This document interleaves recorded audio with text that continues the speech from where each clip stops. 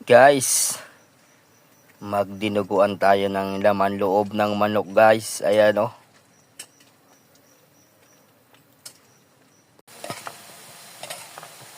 Yun guys. Naigisa ko na pala ang laman loob ng manok guys. Ayan o.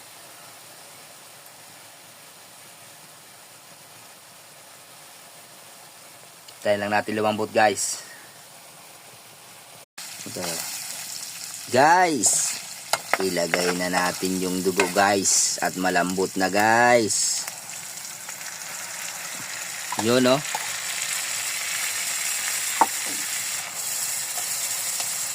Yun.